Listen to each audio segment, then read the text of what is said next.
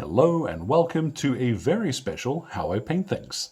Now when it comes to having literally the worst troops on the table, you can't pass up the Separatist Battle Droids. These guys they're literally the worst. There is nothing in Legion which is worse than these guys. So you're going to want to paint a lot of them. And honestly, throwing more dice, I always find it's the more entertaining way to play a game. Now these fellas here, they're actually 3D prints. These come from Darkfire Designs, and I will make sure that the link to those is in the description. They do come in both kit form and single piece, which I found an absolute boon. I know a lot of folks have mentioned that the plastic ones are a little bit of a pain in the neck to assemble, but these were a doddle. They just came straight off the printer and were ready to paint. Well, once they've been cured anyhow. So all of the paints, and there's not many, will be listed in the description below here. Let's get started. So, the fastest battle droids you're ever going to paint. I've started off by priming them with a spray of Wraithbone from Citadel. When Brain Matter Beige from the Army Painter comes along as a primer, that will work perfectly as well. Now speaking of the Army Painter, what I have here is about 5 drops of strong tone and then a couple of brushes of water. It's not an exact science, unfortunately. You just want this to start running a little. Instead of mixing it with the medium, the quick shade medium, which will give us that same gloopy consistency, we've watered this down just enough to get it to flow a little more like a very runny paint. And then let's apply this over the entire miniature. So you really want to make sure that you are working it into the recesses. Anywhere that you miss is really going to glow, so make sure that you are taking a second to make sure that you get it into all those little nooks and crannies, and particularly on areas like up on the helmet here. Once you've laid down a layer of it, you get this big gloopy finish along the sides. Just run most of it off your brush and then sort of guide it away from the flat panels. But yeah, this is as complex as it gets at this stage. So covering our entire battle droid in soft tone, and then we'll leave it somewhere sunny for about half an hour. And then once that is dried, easy as that, we've got that cool, slightly grimy bone finish to the droid, and that's it. We can stop there. But we're going to paint in the blaster, obviously. So here I have Vallejo's black. Reason why I'm using this is the coverage is extremely good. And all I'm going to do is, well, black in that blaster. And then once that's dried, all you need to do is apply a base. What I'm using here, this is the Vallejo Earth Texture stuff. This is the brown earth color. And it's a sandy gunk, basically. Using a raggedy old brush, I'm just going to put a load of this on the base and then leave it to dry for about half an hour. Once that has set and is thoroughly dry, you can dry brush over the top of that with a sandy color. Something like Tyrant Skull from Citadel is normally a good choice. Dark Sand from Vallejo. Any old color you fancy to sell up this desert look. And then, through the magic of television, here's one that we prepared earlier. Now this is done in exactly the same way, except I've now dry brushed the base with Tyrant Skull, and I used Vallejo Brown Earth to paint the rim. Of course, there's not a right color for that. You can pick whatever works for you. But yeah, that's a B1 Battle Droid ready to hit the field. They aren't particularly inspiring, but you have numbers on your side.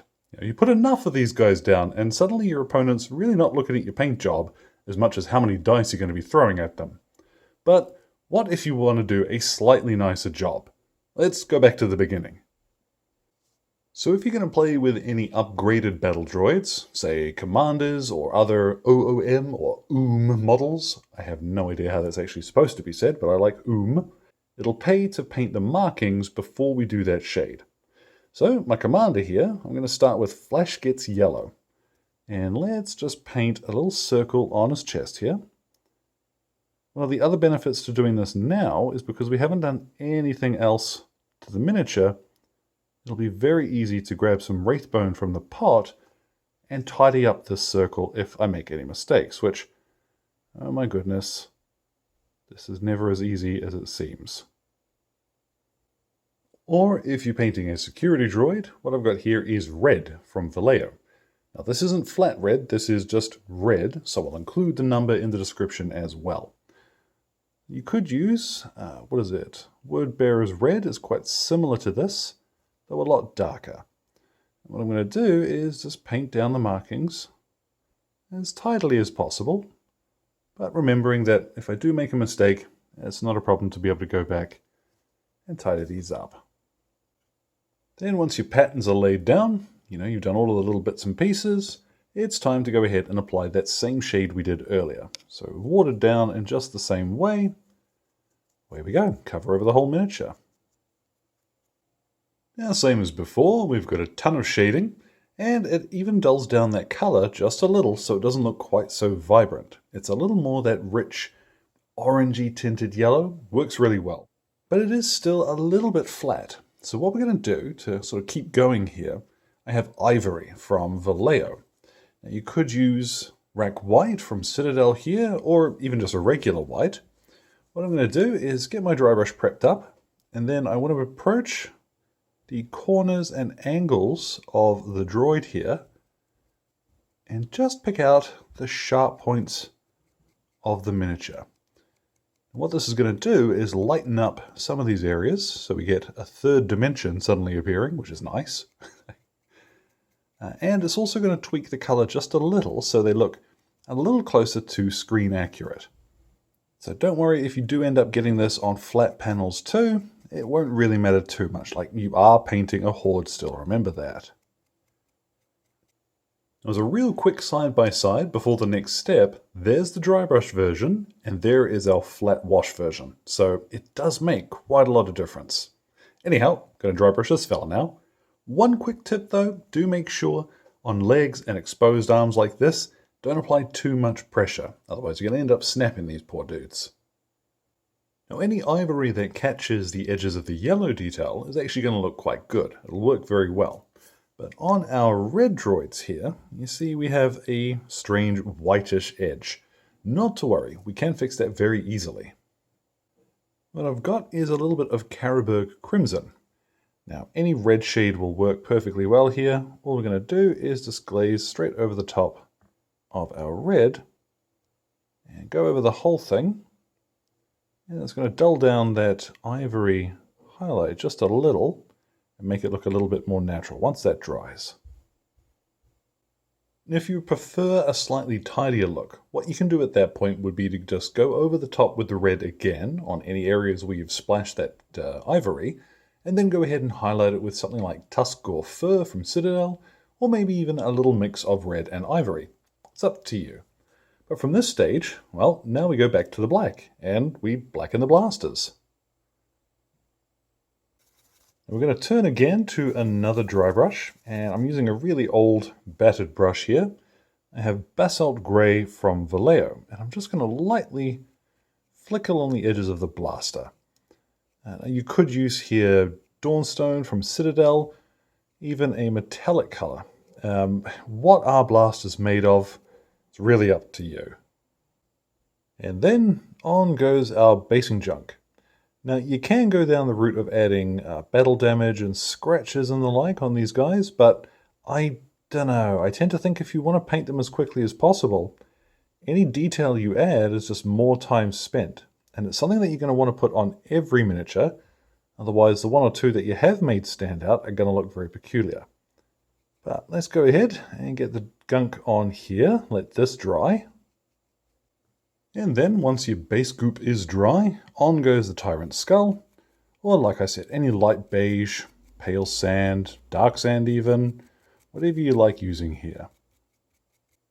And then just a little bit of brown sand from Vallejo, and I'm going to paint straight over the rims of the bases here. Now these are deliberately as easy as I could make them, just a bit of goop and a dry brush. But if you've got a printer and you want to be doing these anyway, there's something else you should probably see. If you want something a little bit more interesting than just sand and a dry brush, there's also printable either base toppers or complete bases like I've got here. Now this is a resin print. This came from Corvus Games Terrain, and I wanted it to look kind of like Starship decking. Still a little bit shiny in some of those spots because that hasn't dried properly, but not to worry.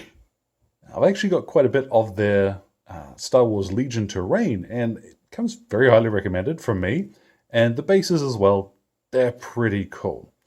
Personally, if I'm looking to do an army as quickly as possible, the goop and drybrush is probably where I'm going to go, but for this action hero dude, I thought something a little bit cooler would really suit him.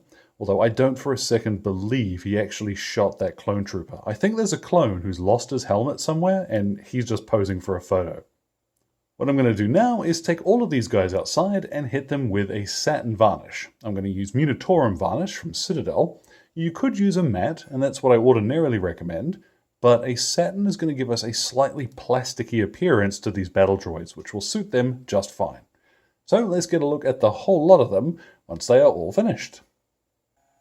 And there at last, our battle droids are complete.